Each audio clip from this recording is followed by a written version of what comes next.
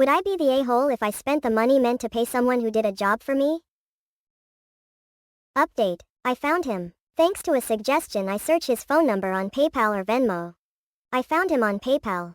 Sent him $550 and a note thanking him for his excellent work and his kindness. Thanks for all of the kind words here. And for some of you, thanks for the laughs and giggles. To put some minds at ease, I'm 1000% positive he didn't bury anything under the chicken coop, as it is built on asphalt. Lol. I, F70, have backyard chickens. I plan to have a new, bigger co-op built for them this year. My regular contractor ghosted me a couple times for an estimate, so I was whining to my lawn guy about that.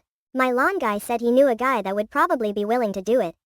And he probably, wouldn't, ask for money.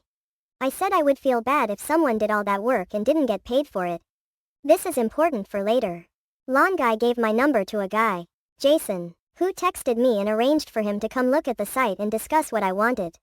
He was stoked about the job and asked if it would be okay if he came after work each day during the week. I told him I didn't care when he did it, as long as it was done by the end of July. It occurred to E after he left that we'd never discussed his fee. Other than him saying, I work cheap. I ordered the materials online from Home Depot. Then Jason and I went there and picked it up with his truck. I paid for everything. For the next couple weeks, he came by after work.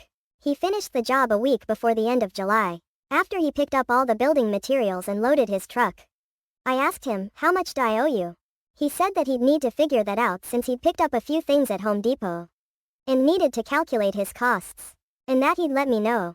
That was on 7/24. As of today, 11/17, I have not heard from Jason to pay him. I have texted him 7 times, called him 2 times, even asked lawn guy to pass along that I am still looking to pay him for his work. I have been unable to contact Jason, and lawn guy is apparently reluctant to disclose any personal information about Jason, and kind of smiles when he says that. My son, an attorney, says that since we didn't discuss a price and there's no contract, and I bought the materials, I am not legally obligated to pay him if he shows up a year from now looking for the money. Also, the fact that lawn guy said Jason would probably do it for free tells me that Jason had no intentions of taking money for the job. Why? I have no idea. Sometimes I joke that I got reverse scammed. He did the work and ghosted me for the money rather than taking the money and not showing up for the work. I'm not complaining, but I feel bad that he did all that work in the brutal heat and I haven't been able to pay him.